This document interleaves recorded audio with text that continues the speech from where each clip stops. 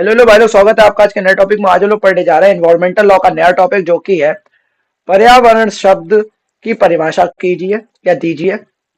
जो पर्यावरण शब्द की परिभाषा दीजिए और पर्यावरण संरक्षण अधिनियम यानी कि 1986 का जो अधिनियम है पर्यावरण संरक्षण अधिनियम, उसके अंतर्गत जो केंद्र सरकार की शक्तियों का वर्णन करना और इस कानून को बनाने की आवश्यकता क्यों पड़ी है पर्यावरण संरक्षण अधिनियम की, उसके बारे में हम लोग को बताना है।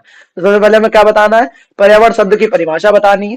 ठीक है, उसके बाद हम लोग को क्या बताना है? पर्यावरण संरक्षण अधिनियम 1986 के अंतर्गत केंद्र सरकार की शक्तियों का विवरण करना है। और इस प्रकार जो कानून को बनाने की, इस प्रकार के कानून को बनाने की आवश्यकता क्यों पड़ी है, इसके बारे में लोग को पढ़ना है। चलिए शुरू करते हैं। बहुत ज्यादा इंपॉर्टेंट टॉपिक है एनवायरमेंटल लॉ का। जो पर्यावरण शब्द की परिभाषा है वो किससे कैसे देंगे कि जो पर्यावरण शब्द है यानी कि जो इन्वायरमेंट है वह बाहरी भौतिक, और जो इन्वायरमेंट क्या है? बाहरी भौतिक, जैविक और सामाजिक परिवेश है। इन्वायरमेंट है वो क्या है? बाहरी भौतिक, जैविक और सामाजिक परिवेश है जो किसी जीव या समूह के जीवन को प्रभावित करता है। तो पर्यावरण वह बाहरी भौतिक, जैविक या सामाजिक परिवेश है जो किसी जीव हो या समूह हो उसके जीवन को क्या करता है? प्रभावित करता है। क्या करता है? प्रभावित करता है। इसमें जल, वायु, भूमि, प्राकृतिक संसाधन, पेड़ पौधे, जानवर, मनुष्य के पारस्परिक संबंध शामिल है। इसमें क्या क्या शामिल है? जल, वायु, भूमि, प्राकृतिक संसाधन, पौधे, जानवर और मनुष्य के पारस्परिक संबंध भी शामिल है। तो पर्यावरण क्या है? वह बाहरी क्या है? भौतिक, सामाजिक और जैविक परिवेश है जो किसी जीव या समूह या संगठन किसी को क्या करता है? के जीवन को प्रभावित करता है। और इसमें जल, वायु, भूमि, पेड़ पौधे, मनुष्य से संबंधित जितने भी पारस्परिक संबंध है वो सब क्या है? शामिल है। ठीक है, तो पर्यावरण का हम लोग को समझ में आ गया होगा। और जो पर्यावरण संरक्षण अधिनियम है, जो पर्यावरण संरक्षण अधिनियम है यानी कि 1986 की जो धारा 2A के अनुसार क्या है पर्यावरण की परिभाषा, या जो पर्यावरण संरक्षण अधिनियम की जो धारा है 2A, उसके अनुसार इन्वायरमेंट को कैसे डिफाइन किया गया? तो जो इन्वायरमेंट का अर्थ है जल, वायु, भूमि और उनके बीच परस्पर क्रियात्मक संबंध। इन्वायरमेंट का अर्थ क्या है? जल, वायु, भूमि और उनके बीच जो परस्पर, जो उनके बीच में परस्पर जो क्रियात्मक संबंध है उसको जो मनुष्य, अन्य जीवधारियों, पौधों, सूक्ष्म जीवों और संपत्ति को प्रभावित करता है। जो क्या करता है? मनुष्य हो गया, अन्य जीवधारी हो गए और पौधे हो गए और सूक्ष्म जीव और उनकी जो संपत्ति है उनको क्या करते हैं? प्रभावित करते हैं। ठीक है, आगे देखते हैं पर्यावरण संरक्षण अधिनियम। पर्यावरण संरक्षण अधिनियम जो 1986 की जो पृष्ठभूमि क्या है? तो इस कानून को भारत में स्टॉकहोम सम्मेलन 1972, हम लोग पहले पढ़ चुके हैं स्टॉकहोम सम्मेलन के बारे में। उसके बाद पर्यावरण संरक्षण के लिए अंतरराष्ट्रीय दायित्वों को पूरा करने और औद्योगिक दुर्घटनाओं जैसे भोपाल गैस त्रासदी 1984 में हुए पर्यावरणीय नुकसान को रोकने के लिए बनाया गया था। तो इस कानून को क्यों बनाया गया था? इस कानून को भारत में जो स्टॉकहोम सम्मेलन 1972 के बाद जो है पर्यावरण संरक्षण के लिए जो अंतरराष्ट्रीय दायित्व हैं जो उन्होंने दिए थे उनको पूरा करने के लिए, और जो औद्योगिक दुर्घटनाएं हो रही हैं जैसे भोपाल गैस त्रासदी 1984 वाला मैटर जो था, हुए जो पर्यावरणीय नुकसान है उनको रोकने के लिए क्या किया गया था? यह बनाया गया था।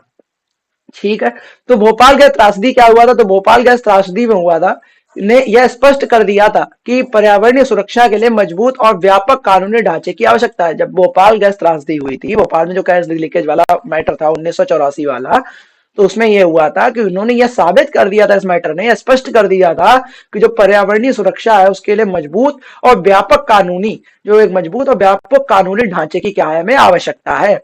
इससे पूर्व क्या था? विभिन्न विशिष्ट कानून जैसे जल अधिनियम 1974, वायु अधिनियम 1981 मौजूद थे। इससे पहले जो क्या थे वो जल अधिनियम 1974 मौजूद था, वायु अधिनियम 1981 मजबूत मतलब मौजूद था, लेकिन समग्र और समन्वित कानून की कमी थी। लेकिन एक समग्र, एक विशिष्ट, एक सबको मिला के चलने वाले एक समझो समन्वित कानून है उसकी क्या थी? कमी थी। उसी के लिए पर्यावरण संरक्षण अधिनियम 1986 क्या किया गया था? लागू किया गया था। इसके उद्देश्य क्या क्या है? पर्यावरण संरक्षण अधिनियम 1986 के उद्देश्य क्या क्या है? तो बोलेंगे जो पर्यावरण की रक्षा और सुधार करना, पर्यावरण की क्या करना? रक्षा और सुधार करना इसका मुख्य उद्देश्य है। हानिकारक प्रदूषण और खतरनाक पदार्थों को नियंत्रित करना इसका एक प्रमुख उद्देश्य है। पर्यावरणीय क्षति के लिए रोकथाम और निवारक उपाय लागू करना इसका मुख्य उद्देश्य है। पर्यावरणीय सुरक्षा के लिए केंद्र सरकार को व्यापक अधिकार प्रदान करना इसका प्रमुख उद्देश्य है। ठीक है, आगे देखते हैं।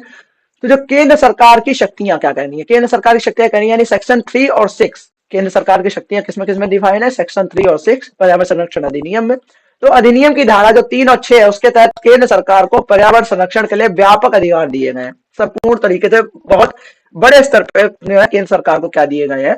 व्यापक अधिकार दिए गए हैं। पहला अधिकार क्या दिया गया है? पर्यावरण की रक्षा के लिए आवश्यक उपाय, सेक्शन 3 में लिखा हुआ है।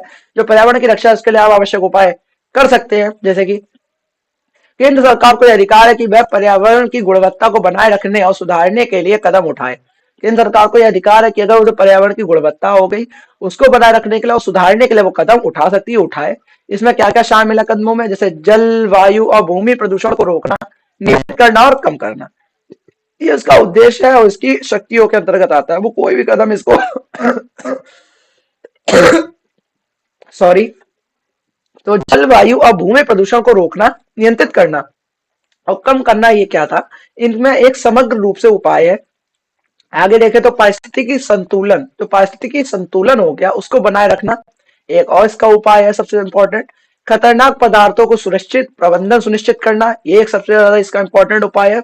और उसके बाद है अनुसंधान और पर्यावरणीय सुधार के लिए नीतियां बनाना, ये बहुत ज्यादा इंपॉर्टेंट है। जैसे इसमें क्या क्या इसका उपाय कर सकती है केंद्र सरकार, तो पहला इसमें क्या क्या शामिल है, कदम उठा सकती है? जल, वायु, वायु भूमि प्रदूषण, जो भी प्रदूषण हो रहा है उनको रोकना, नियंत्रित करना, कंट्रोल करना, उसके खिलाफ क्या है, उसको कम करने के लिए उसके खिलाफ कानून बनाना, उसका यूज करके।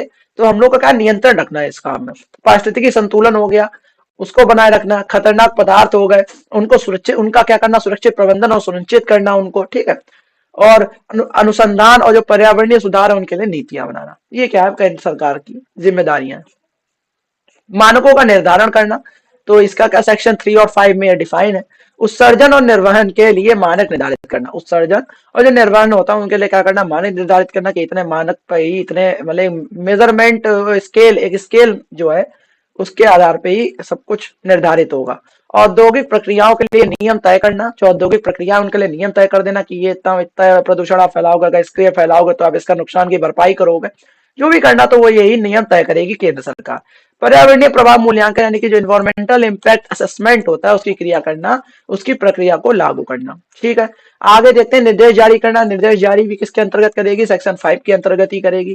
केंद्र सरकार को यह अधिकार है कि वह किसी भी व्यक्ति, प्राधिकरण या संस्था के निर्देश जारी कर सके। किसी भी परियोजना गतिविधि को बंद कराने के लिए निर्देश जारी कर सकती है सरकार। प्रदूषण फैलाने वाली गतिविधियों को रोकने के लिए निर्देश जारी कर सकती है सरकार।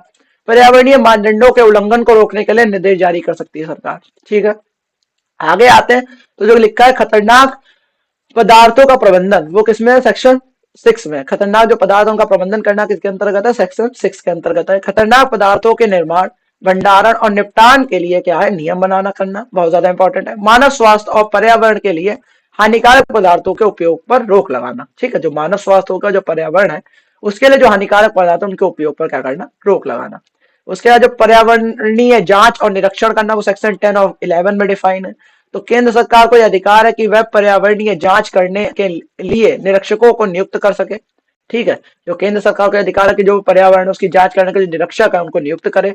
निरीक्षकों को किसी भी संदिग्ध स्थल पर, अगर उसे संदिग्ध है, उन्हें कुछ भी शंका हो रही है, उसका निरीक्षण करने और नमूने एकत्र करने का अधिकार है। वो कभी भी कहीं पे भी छापा मार सकती है, कुछ भी कर सकती है कि नमूने वो एकत्र कर सकती है, ठीक है, जहां पे उसे शक है। उसके बाद लिखा है कि दंड और उत्तरदायित्व, यानी कि सेक्शन 15 के अंतर्गत दंड और उत्तरदायित्व की विवेचना की गई है। अधिनियम का उल्लंघन करने का पर दंड का प्रावधान है, जैसे 5 साल तक की सजा है, 1 लाख तक का जुर्माना, या दोनों हो सकते हैं अगर आप अधिनियम का उल्लंघन करेंगे। उल्लंघन जारी रहने पर प्रतिदिन अतिरिक्त जुर्माना 500 का जुर्माना, अगर उल्लंघन जारी रहेगा तो प्रतिदिन अतिरिक्त 500 रुपए जुर्माना बढ़ता जाएगा। अधिनियम के तहत जो नियम और नीतियां बनाना, वो किसके अंतर्गत है? सेक्शन 25 के अंतर्गत है, ठीक है।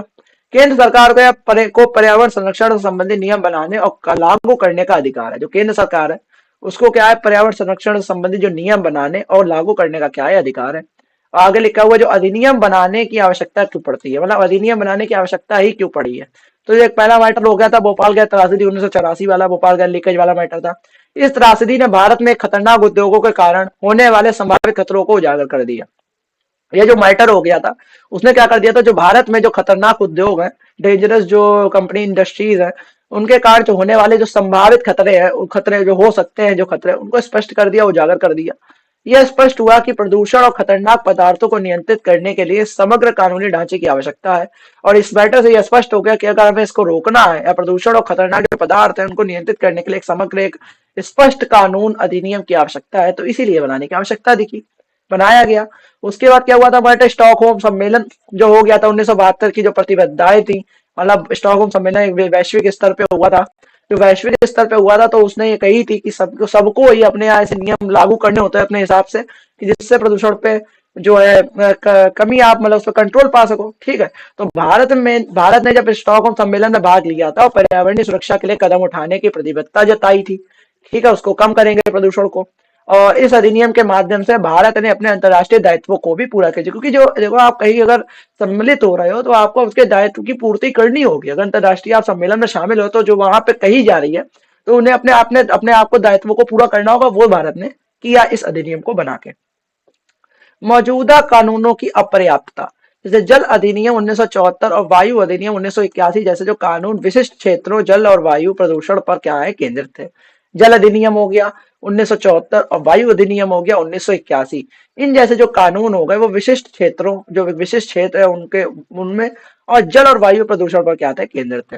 एक समग्र और व्यापक कानून की आवश्यकता थी, एक समग्र और व्यापक कानून की आवश्यकता तो थी। मतलब जल अधिनियम और वायु अधिनियम तो थे जैसे 1974 1981 थे, लेकिन समग्र कानून की आवश्यकता थी जो पर्यावरण के सभी पहलुओं को क्या कर दे, कवर करे। ठीक है, तो इसलिए पर्यावरण संरक्षण अधिनियम 1986 बनाया गया। खतरनाक उद्योगों और तकनीकों का प्रसार हो रहा था। तो भारत में औद्योगिकीकरण को बढ़ते प्रभाव ने पर्यावरणीय प्रदूषण और खतरनाक पदार्थों के प्रबंधन की चुनौतियां खड़ी कर दी। ठीक है, उनके प्रबंधन की क्या कर दी, चुनौतियां खड़ी कर दी थी। एक ऐसा कानून आवश्यक था जो खतरनाक उद्योगों पर भी नियंत्रण रख सके। ठीक है, ऐसे कानून की आवश्यकता थी जो खतरनाक जो उद्योग हो ना उन पर भी नियंत्रण रख सके। और पर्यावरणीय गिरावट को रोकने की आवश्यकता थी। जो बढ़ता प्रदूषण था, प्राकृतिक संसाधनों का अतिशोषण हो रहा था, पारिस्थितिक तंत्र की जो गिरावट ने क्या करा था, पर्यावरणीय आपदा की आशंका बढ़ा दी थी। ठीक है, इसलिए पर्यावरणीय गिरावट को रोकने की आवश्यकता थी। आगे देखते हैं, आगे इसमें क्या करा निष्कर्ष में। तो निष्कर्ष में आखिरी में कह रहा है जिसका कंक्लूजन के जो पर्यावरण संरक्षण अधिनियम 1986 है वो भारत में पर्यावरणीय सुरक्षा के लिए एक व्यापक और प्रभावी विधिक ढांचा प्रदान करता है। ठीक है, वैधानिक ढांचा प्रदान करता है। यह न केवल पर्यावरणीय क्षति को रोकने और नियंत्रित करने के लिए दिशा निर्देश देता है, यह केवल इसी के लिए नहीं है कि खाली पर्यावरणीय क्षति को रोकने के लिए, नियंत्रित करने के लिए दिशा निर्देश देता है, बल्कि क्या करता है, सतत विकास के लक्ष्य को प्राप्त करने में भी सहायक है। लेकिन जो सतत विकास है, सस्टेनेबल डेवलपमेंट है, उसके लक्ष्य को प्राप्त करने के लिए भी क्या है, अति सहायक है। इस अधिनियम ने क्या करा है, भारत को पर्यावरणीय चुनौतियों का सामना करने पर वैश्विक स्तर पर क्या करा, अपनी पर्यावरणीय जिम्मेदारियों को निभाने में सक्षम बनाया। और इस अधिनियम ने क्या कर दिया है, भारत को क्या करा है, पर्यावरणीय चुनौतियों का सामना करने और वैश्विक स्तर पर अपनी पर्यावरणीय जिम्मेदारियों को निभाने के लिए सक्षम बनाया है। और ये हम लोग का आज का टॉपिक था, पर्यावरण संरक्षण अधिनियम की व्याख्या, जो हम लोगों ने बहुत अच्छे से कर दी है मेरे हिसाब से। अगर आपको ना समझ में आया तो आप जो है अगर अच्छे से आप पढ़ लोगे तो आपको बहुत अच्छे से समझ में आ जाएगा। ज्यादा दिक्कत वाला है नहीं टॉपिक, 1.5x की स्पीड पे लगा के आप लोग देख लोगे, रिपीट करके 3 4 बार तो आपको बहुत अच्छे से समझ में आ जाएगा। ठीक है, और फटाफट ऐसी वीडियो आते रहेंगे, तब तक के लिए जय हिंद, जय भारत।